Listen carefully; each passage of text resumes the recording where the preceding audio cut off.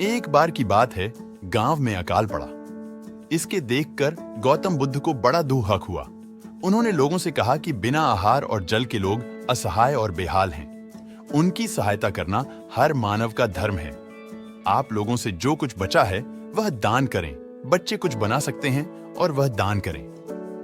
बुद्ध के उपदेश को सुनकर सभी लोग उनके दिशा में बिना दे दिए अपने अपने घर चले गए। एक गरीब आदमी बैठा हुआ था।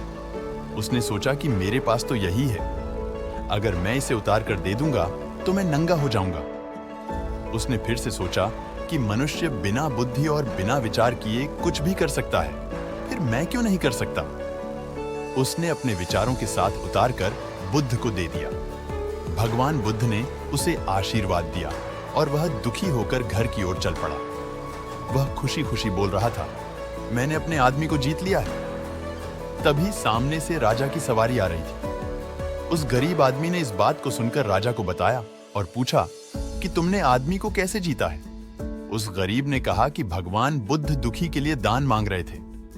यह सुनकर मैंने अपने उतार कर दे दिए। पहले तो मेरे मन ने इनकार किया, फिर मैंने उसे समझाया कि मनुष्य बिना बुद्धि और बिना विचार किए कुछ भी नहीं कर सकता और मृत्यु होने पर साथ कुछ भी नहीं जा सकता। राजा ने उसकी बात सुनकर बहुत प्रसन्नता किया और उसे मोहरों की मूल्यवान वस्तुएं दी। उसने वह सब लेकर भगवान बुद्ध के पास जाकर दिए। बुद्ध ने उसे आशीर्वाद दिया, कहा, जो दूसरे के लिए अपना सब कुछ देता है उसके समान कोई नहीं कर सकता। इस कहानी से हमें यह सीखने को मिलता है कि दान मानना और दूसरों की मदद करना मानवता का एक महत्वपूर्ण अंग है। यह हमें याद दिलाता है कि हमें अपने सामर्थ्यानुसार दूसरों की मदद करना चाहिए और अपना समृद्धि साझा करना चाहिए।